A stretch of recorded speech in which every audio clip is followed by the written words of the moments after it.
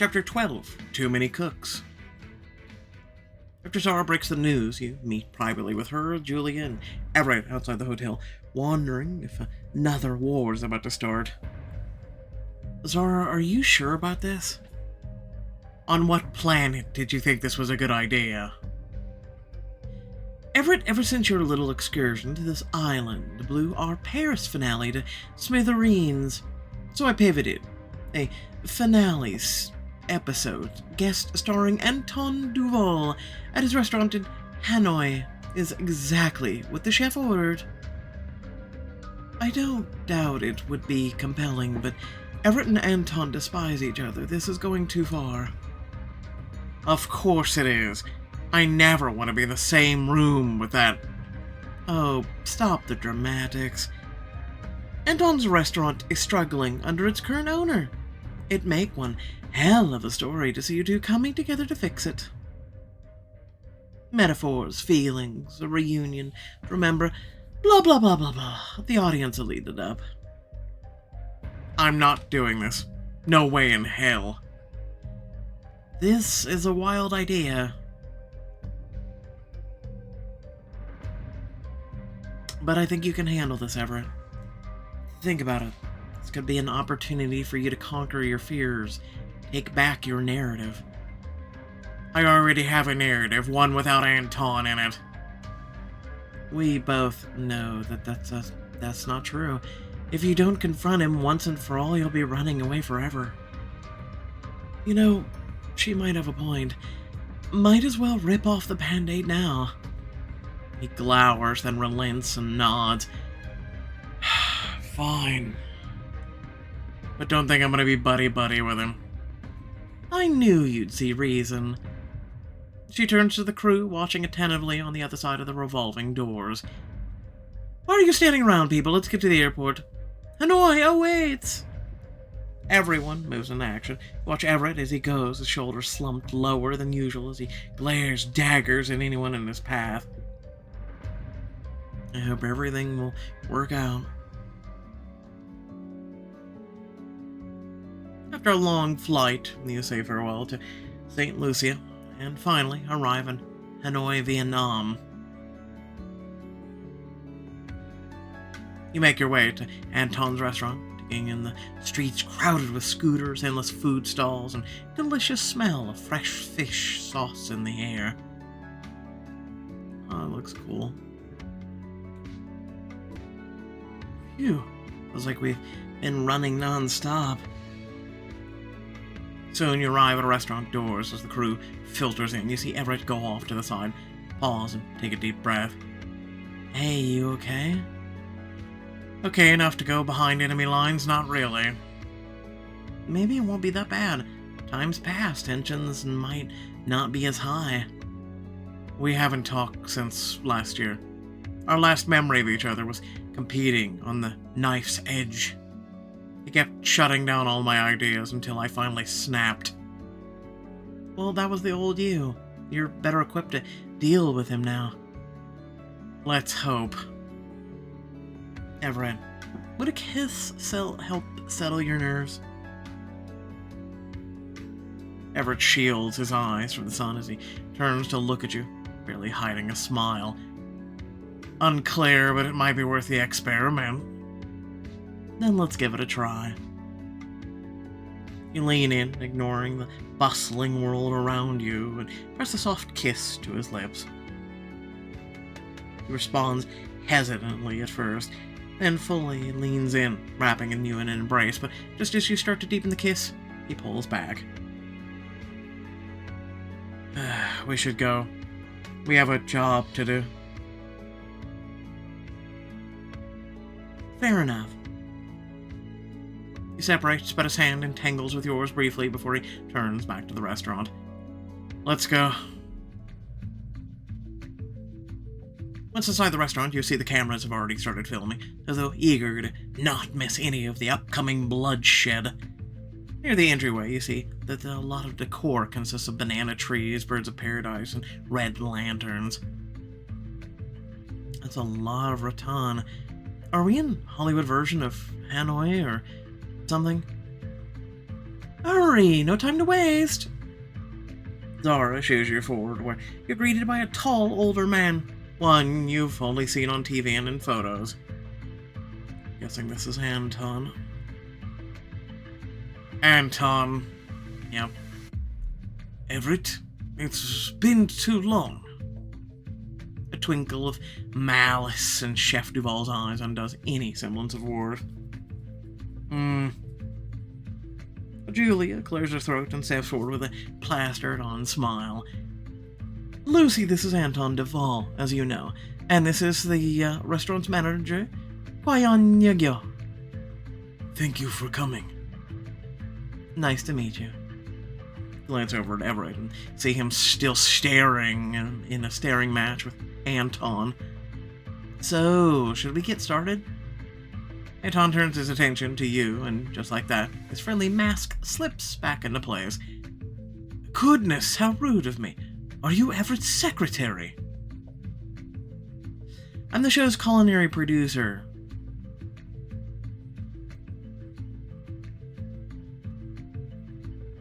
I'm looking forward to working with you. Oh, apologies. I never would have guessed. You attempt a smile, determined not to let him get to you. Fair. We can't all be internationally known. Right, let's skip the oh my god. Condescension of my colleagues and cut to the chase. What's the problem with the restaurant? Well, that's Everett Flynt for you. Great with the pleasantries, as always. I'd like to formally welcome you to the Le Colonial, one of the many establishments I own with great pride. Well, you might want to change the name for starters. Le Colonial. Is that really the name? I couldn't. Oh, man. Of course, it's a sister restaurant. Indosian is out of Sydney. 2 Michelin stars. You lean over to whisper in Julia's ear. Le Colonial and Indosian? I'm noticing a pattern here. Yeah, I know. In terms of improving the restaurant, I have a few ideas.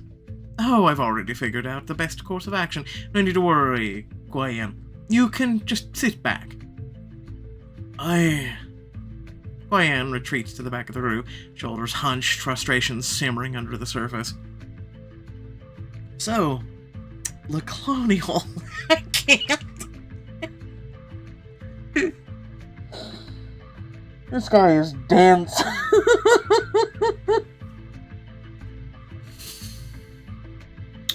We need to hear what Hwayan thinks. You're the one running operations day to day. What do you observed on the business side? You're asking him. It's his ideas that got us into this mess. He looks over at you thankfully. I would say that we have a lot going for us. Our connection to Anton, our location. But the food isn't up to par, especially if we hope to draw in both locals and tourists. The food is not up to par. Do you know who I am? Not really, no. Anton, are you capable of putting your goddamn ego aside for 1 millisecond? Anton scoffs. Yes, lecture me on the topic you know so much well about, Mr. Flynt. The issue here is not the food, it's clearly the management. My mistake to leave so much responsibility in the hands of fools. You... Sensing the tension rising, you take a step forward and hoping to quickly get the situation back under control. Monsieur Duval, if we want this place to succeed, we all need to be open to feedback. The makeover process can be rough at times, but that's the only way we can make any improvements. I disagree. The only way we can make improvements is if Hwayan and his team take direction. Before things can go more downhill, Julia interrupts. Why don't we change gears? Hwayan, let's step away for a moment and talk business strategy, just you and me. Sure, sounds like a great idea. Fantastic, Everett and I can discuss the finer points, I'm sure. Flynt starts walking away as Anton whisks Everett into the kitchen. Julia pulls you aside before she leaves. I'm gonna go out on a limb and say this is even more of a disaster than when we started in Marrakesh. If Anton's like this in the front of the cameras, imagine what he's like behind closed doors. Can you talk to him and Everett? See if you can get them to compromise. It might take a miracle on that point. I believe in you. You have a way with people, you know. You're just saying that because I have a way with you. Julia quirks a smile and inches closer. You can always trust first-hand experience. So that's what the kids are calling it these days. Seriously, you've conquered a lot so far. I know you can do the same here. Thanks, Julia. That means a lot. Now, go get him. After parting ways with Julia, you follow Anton and Everett into the kitchen where you already hear raised voices. You people are weak, Everett. They won't survive in this industry if they can't handle a little pushback.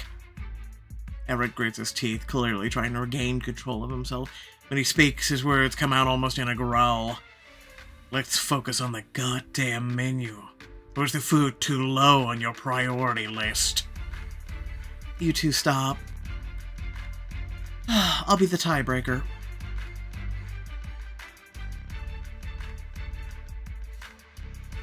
You two should air out your grievances once and for all. We're gonna go around in circles if you two don't have an honest conversation. You're both adults, so talk, work it out. I'm happy to speak with Everett. It's him who's intent on holding on to petty grudges. Everett's eyes flash dangerously. Is that what you want to call it, Anton? Petty grudges? Anton huffs a laugh.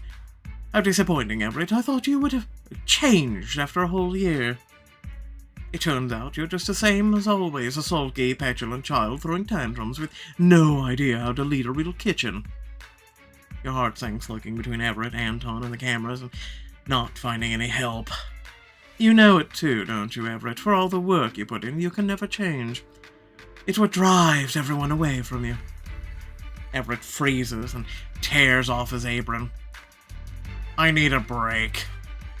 Everett. But he walks right past you, disappearing into a room behind a large steel door. Anton snorts. Typical. Hold that thought.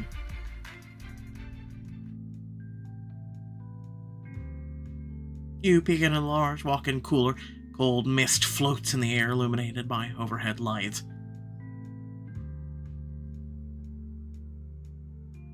You find Everett leaning against the shelves with a scowl, shivering and rubbing your arms. You step forward into the dark towards him. Really, of all places to escape, you choose the closet, equivalent of the Arctic. It's quiet here. I need to think. I'm fine. Just go back. You cut him off and close the distance, catching his face gently in your hands. He pauses, staring back at you through the dim light with a mix of fondness and trepidation. Your breath mixes together in the cold air. Don't shut me out, Everett, not again. Lucy, I'm sorry about Anton, but there has to be some way I can help. Let me. Everett bites his lip, then the dam breaks. It's hard to be in the same room as him. The worst part is he's not entirely wrong. Everett, don't say that. Just focus on you and me, not Anton.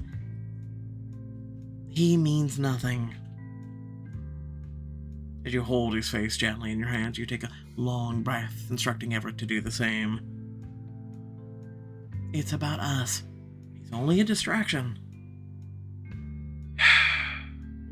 You're right. Everett rubs the back of his neck. But first I need to break all this. Or break from it all. Let's get out of here. Right now. Have you ever been to Hanoi before? And I mean really seen it.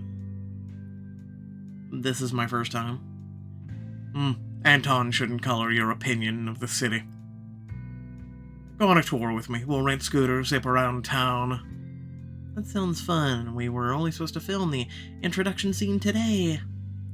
Exactly. We're about to wrap. Nobody'll miss us.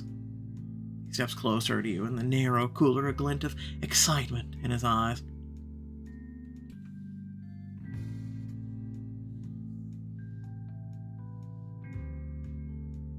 Zora warned me not to let you run off again, but she didn't say anything about me running off with you.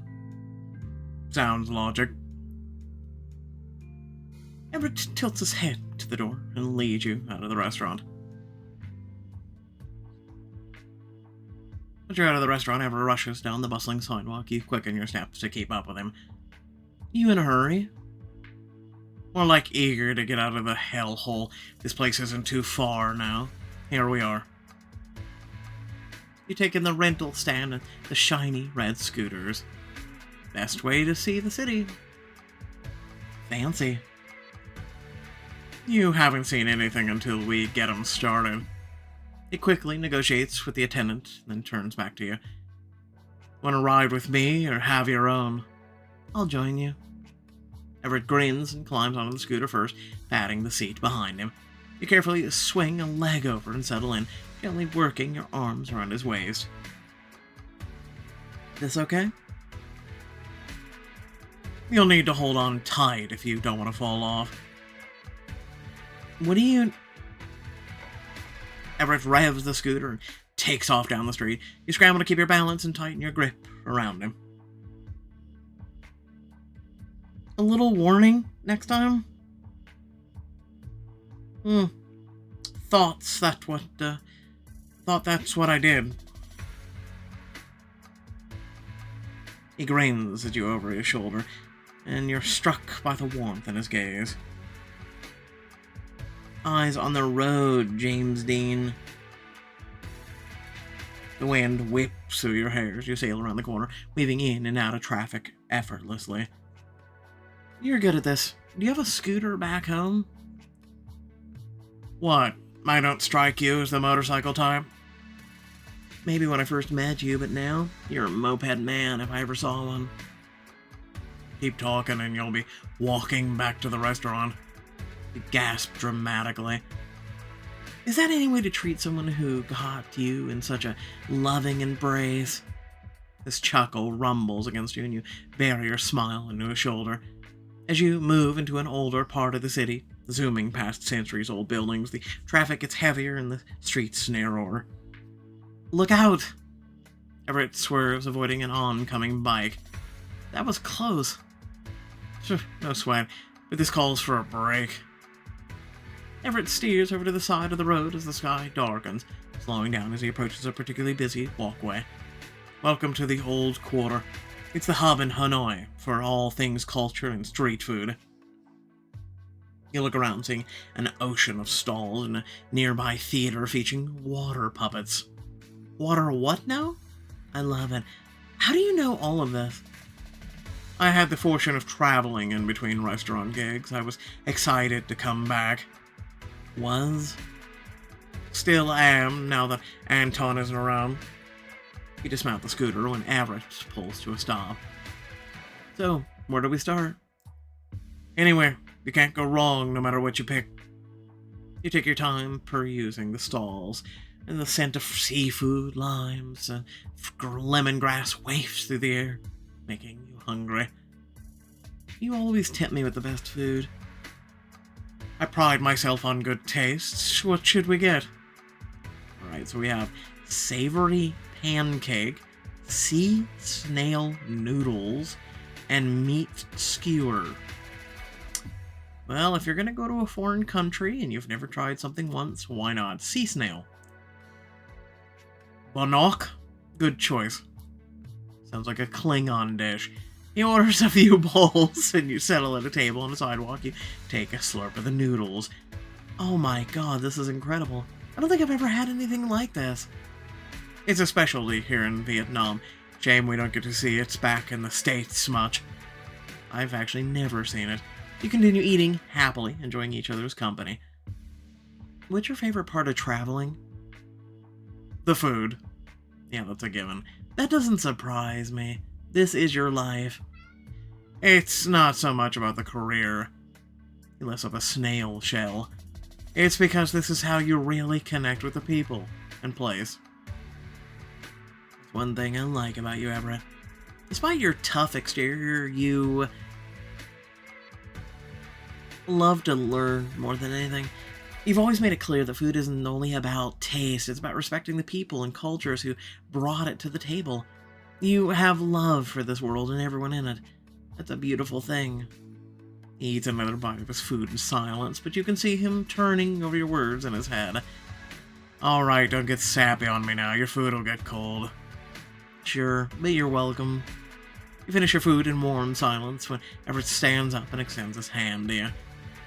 There's another place we should check out. It's beautiful after dusk.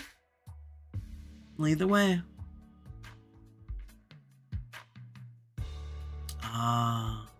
You walk further into the heart of the city, soon coming up to the Hon Kiem Lake.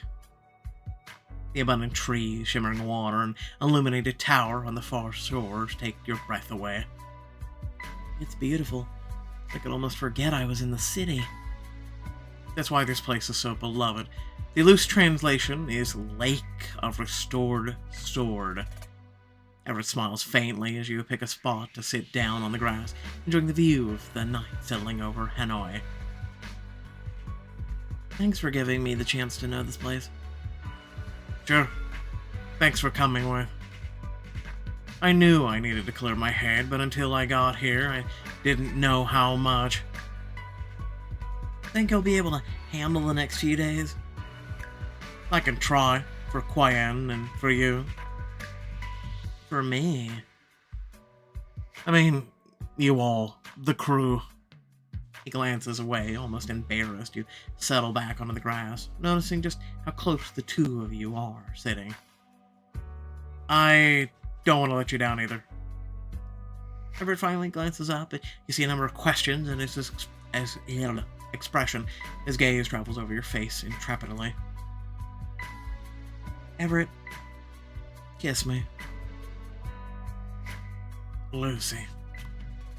There's a pause, and then his lips are on yours. You grin into the kiss, taking your time to run your fingertips up his chest to rest against his neck. He leans into the touch, and you feel triumphant. I think you need that as much as I did. Shh. He pulls you back to him, ghosting his tongue gently over your bottom lip, seeking permission to deepen the kiss. You can't help but make a gentle noise against his lips. The feeling of his warm skin makes you shiver despite the heat. Wow. You pull back as Everett stares at you in wonder. Yeah. Wow. Your breath slowly returns to normal. Even in the stillness, you feel like something has shifted between you. Thanks for making a memory with me, Everett. Yeah. Same to you. Everett smiles back, and the two of you go back to watching the stars. Next evening, after doing research in the area, you return to set and find Anton, Everett, Julia, and Quian on the rooftop in the midst of another argument. This isn't gonna get old fast. Good timing, Lucy. It's just getting juicy. You shake your head and move forward, breaking up the fray. Now, what's wrong? They're attacking the very spirit of Le Colonial. A spirit that should be dead, you mean? This restaurant is trying to raise nostalgia for a time long past, some 1920s tropical oasis of fresh French colonialism in Vietnam. Quian has tried to tell you as much, but each time you shut him down. Why don't we just make a Gone with the Wind themed restaurant, or a safari-style restaurant reminiscing on the British Empire? Yes, talk about rose-tinted lenses. But this is preposterous. This is how we create ambiance. They have a point, Anton. To address that, we should start with... Can we change the name for starters? I would have literally gone with changing the name. Fixing the decor in the restaurant, especially in the entryway area. There were some questionable ethnographic prints and other imagery that we could change up to. That would be a great first step towards changing the tone of the restaurant. While we're at it, let's rename the restaurant too. Agreed. And then there's the matter of the food. Perhaps the most important. Oh, what about the food? You created our initial menu, and for a time it was working. But since then, you haven't allowed us to deviate from it as circumstances changed. Like what? The freshness and quality of produce from your chosen supplier has gone down. We'd like to switch to a local vendor instead. It sounds reasonable to me. I have impeccable decades-long relationship with that supplier. Next. We would like a chance to add some new items to the menu, but our chef de cuisine acts more as your sous chef. In short, Anton, your resistance to change that goes against your vision. This is unthinkable. I brought your show here to talk sense and Qui-Gon, not to me. Anton, you're a buffoon. It's not an option. This is a collaborative effort. If you're not willing to work as a team, then it isn't going to work at all. Agreed. You should at least be open to discussion. He waves a dismissive hand. If Qui-Gon's route is what you want, have at it. After all, the real failing of this restaurant is that I should have known better than hire a bunch of amateurs. His face falls. I'd hoped you'd... Fine. If I'm needed, you know where to find me. As though numb, he walks to the stairwell in a daze. You watch him go, a sinking feeling in your stomach. Where do you get off treating people like that, Anton? I'm with Devero on this. What? I'm doing all the heavy lifting here. Anton and Everett's bickering continues, and you run towards the exit after Qui-Gon. Downstairs in the restaurant, you find him about to retreat into the kitchen. I'm so sorry about that. I can't believe Anton would go there. Yeah, I can. I think that man is incapable of humility. This whole episode is just to stroke Anton's ego. I know that now.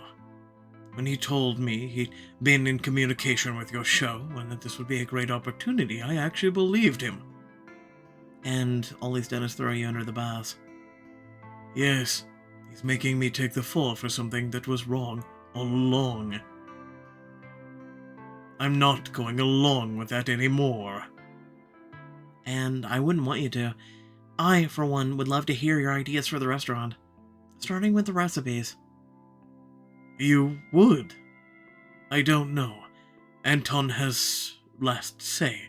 If he doesn't want something on the menu, it doesn't matter if we do, right? Learn a recipe and show your support. You're not alone in this anymore. You've got me, Everett, Julie, and this whole show behind you. Show me what you have in mind. Okay, follow me. When you arrive at the kitchen, he furiously sautés sauce over the stove, clearly venting any remaining frustration about Aunt Anton. When I need to clear my head, cooking is the way I like to do it too. For what it's worth, I think you're going to turn this place around. Thank you. I wish I believed that. It's true. You know what you're doing, no matter what Anton says. Yes, but the man reminds me every day that I'm not quite right for this. If someone like him says that, what can I do? If you ask me, you can remember your own worth. Remember who you are, everything you've done up until this point. People like Anton are never going to be able to take that away from you. So you're saying to keep my head down and keep at it? Not exactly. You can speak up, stand up for yourself too. Don't let him belittle you. And when you start to doubt yourself, come back to the step. Remember who Qui-Gon is. Be your own best ally. Okay, I'll try. He quirks a smile, glancing down at the sauce in the pan. Show me what you're making. It is scallion oil. It's an important part of making banh cuyo, a steamed rice roll. Banh cuyo has its roots in northern Vietnam, which is where I'm from. With a spring and a snap, he grabs a few pans and quickly assembles a few ingredients. What do you think of balance in Vietnamese cuisine? It's about the balance of the idea of hot and cold, the 5 elements of flavor. Honestly, I don't know. I'm gonna be honest with you. I've actually never had Vietnamese cuisine, so I'm gonna go with 5 elements. You know, sweet, salty, sour, umami, and bitter. That's part of it, especially with the dipping sauce we'll make. But when we talk about balance, it's about combining elements of heating and cooling. You achieve balance by eating cold noodles with spicy, warm ginger sauce, for example. I learned something new today. I get it. With the rice roll, we're balancing warmth of the pork and the mushrooms with the cooling of the fresh cucumbers and a sour sauce. There are several important components to be aware of, but we'll start with steamed rice rolls themselves. He grabs some ground pork out of the fridge and adds it to a hot wok. You watch as he stirs in some wood ear mushrooms. This is our filling. Garlic and onion will pull the flavors together. He adds those over the high heat and stirs quickly. It smells amazing. We'll need a sauce, right? It's the most important part. Do you know how to make a fish sauce dip? In theory. Watch and learn. He takes the finished meat off the burner and grabs a bowl. The perfect sauce needs to be a mixture of all flavors. Basically what we said before.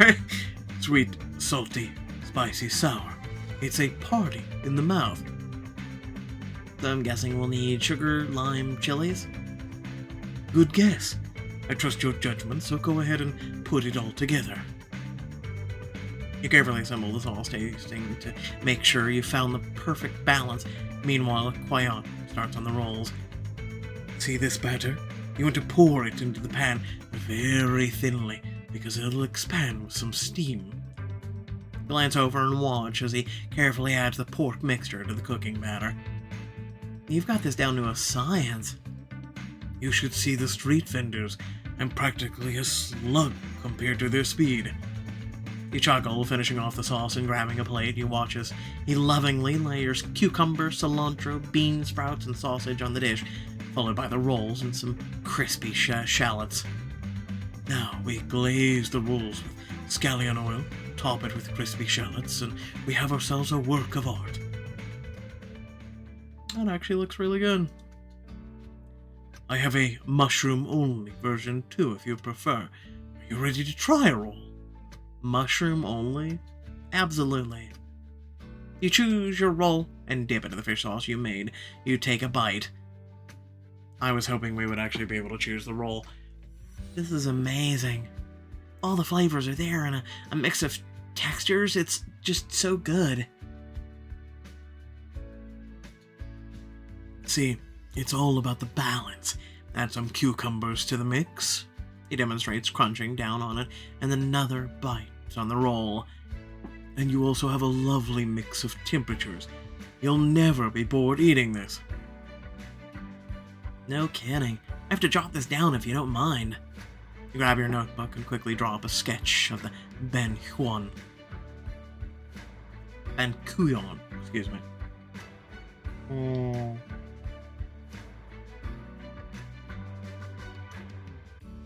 If you remember the last chapter, I do, because I just did it yesterday. For the recipe that they gave us, they did not actually give us the recipe. They still haven't fixed that. So think about that. The chapter came out a while back, right?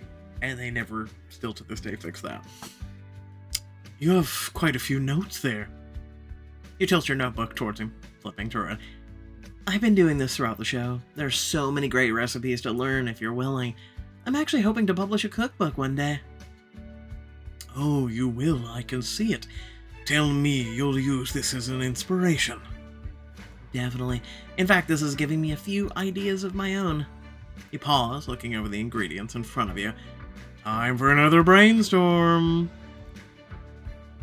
I'd like to keep the rice sheets, but maybe bundle them into dumplings. We'll have jackfruit as the star of the show, braised with gnocchi cham, the sauce we made. I love the crunch of the fried shallots, but this time we should pickle them for tanginess and add chilies and herbs on top.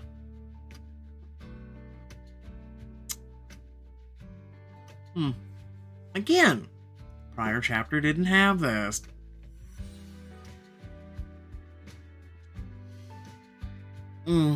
Those who aren't vegetarian can add cham braised wild boar in the dumplings instead. You put away your notebook and pick up another roll, dipping it carefully into the fish sauce.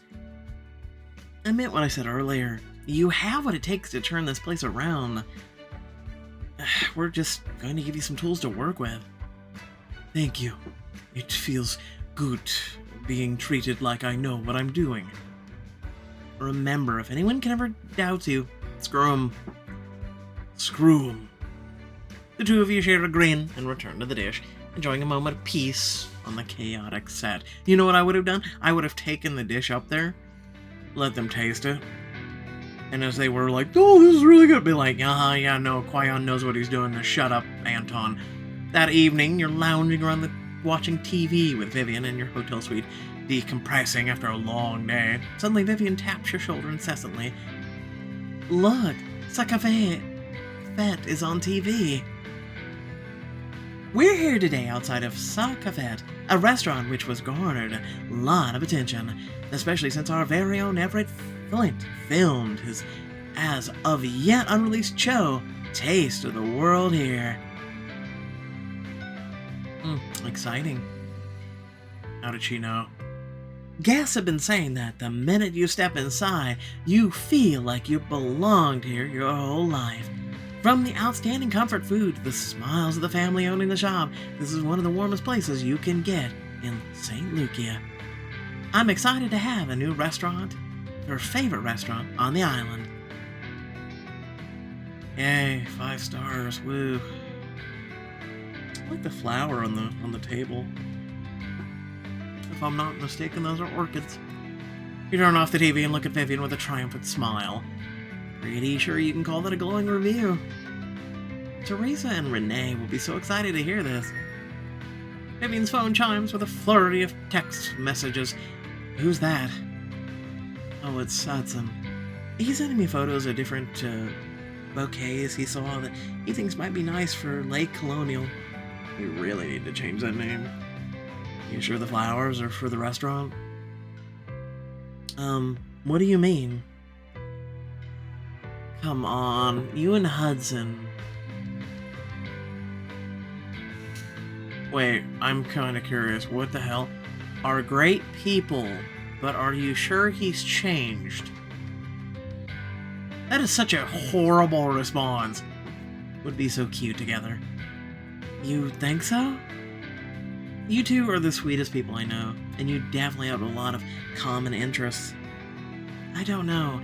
I don't want to ruin the dynamic our team has right now. Working with Hudson has been great. He has so many awesome ideas. Plus, I thought I'd die laughing from the stories he told me. He really knows how to keep the team in good spirits.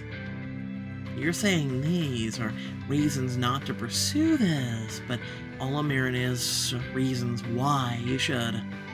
You can still have it all. Great career, fun love life. Okay, I get it. I'm just gonna take each day as it comes. But when he does bring those bouquets over, I might steal a few roses for the road. Scandalous. The next day, you walk up to the front door of the restaurant and hear several angry voices inside. We're shocked by this. Another day, another dollar. You open the door and immediately are bombarded with the scent of burnt onions. You see multiple pots and pans on the stove, some simmering, one rolling, a boil, a deep fryer looking close to a fire hazard, and in the middle of it all, Aaron and Anton seemingly playing tug-of-war with a wok. What in the fresh hell is this? Ratings gold. Everett, why don't you focus on something you're actually able to handle, like julienne vegetables? Were you listening to anything Qui-Gon said yesterday? If we want to add this dish to the menu and do it justice, the noodles are going to need to be adequately wok-tossed. You dare to lecture me on wok here? On Maillard reactions. Screw this, I'm going to blowtorch these. With a great heave, Everett pulls the wok out of Anton's grip, sets it on a gas burner, and reaches for a wok spatula and a handheld propane torch. Hold on. Everyone, please calm down. Jesus, I just walk out the door. Do I need to put you both on timeout? I thought the two of you were professionals. I am! He happens to be a classless, uncivilized, overrated nobody. Oh, of all the incompetent rubes. Everett takes a few deep breaths, shoulders heaving, clearly trying to get himself to calm down. I'm not going to have someone like you telling me what to do, not in my kitchen. Everett draws himself to full height and stalks forward. Someone like me, huh? Suddenly oil hits the burner of the forgotten deep fryer, causing the entire fryer to go up in flames. Wow, yep, oh. The dam breaks. The fire alarm blares and the water sprinklers go off, dousing everyone and all the prepared food thus far. Great. There's a moment of tense silence, and then... Idea's off, there won't be a launch party here. Laura gets up from her chair, walking directly into the scene. Whoa, wait a minute. Can't we... Whatever you want, Anton. You're lucky I walked off that competition last year. I would have humiliated you in front of the entire world. You only humiliated yourself. But since you think you know so much better, let's see you prove it. After all, I never needed your inconsequential little show. I only joined it so I could promote my own. What? I'm premiering a new cooking competition show in Paris next month. If you think you're chef enough, meet me there. Is that a challenge? Beyond sir. We'll see who the better chef is once and for all. Oh no, I'm shocked by this. You've created 8 out of 10. Save today's recipe by taking a screenshot on the next page. Or, you know, you could have screenshot it during my video, or whenever you choose to read this, if you choose to read this.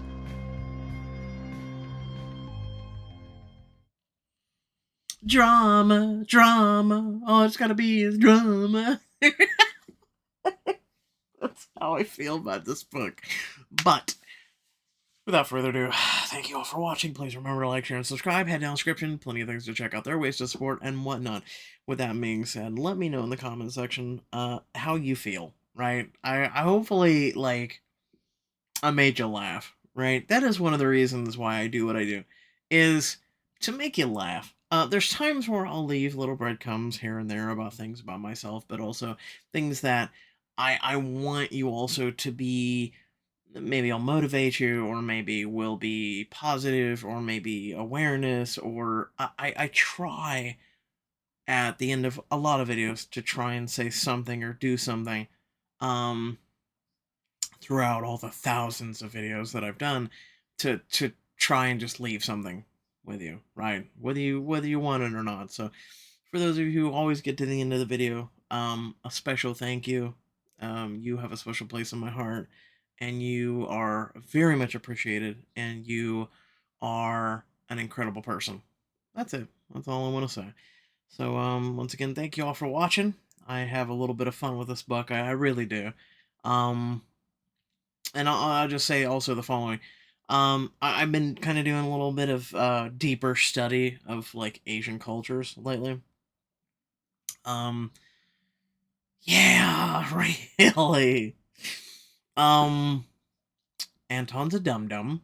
Also, the fact that, constantly putting down someone, and making them feel inadequate and everything else like that. It is a huge thing in Asian culture. It's also something that, they're like, if you do something wrong, you're supposed to handle it properly and respectfully and a whole nine yards. And that's one of the reasons why Qui-Gon is feeling the way he is and acts the way he is, because Anton is his superior, right? And in a lot of Asian cultures, you have to respect your superior, even though your superior is clearly and utterly wrong and a buffoon. Clearly, Anton is, and they can be clearly wrong. You have to not you have to either try and elude or try and change their mind or give them an option or whatnot. You cannot directly tell them, or insinuate that they're a bad, basically, leader or owner or whatever position they're in. It's something that is just not really, it's frowned upon in Asian culture, especially in like Japan and whatnot. That's something that I've always known for Japan, but it's kind of widespread beyond there. So it is fascinating to study other cultures and whatnot. And I've been doing a little bit of that lately, in my free time. And yeah, no, that's why Qui-Gon is acted the way he did, and the whole nine yards versus letting Anton have it. So I'm glad they at least respected that. So yeah. Otherwise, thanks for watching. Catch you all later. Peace out.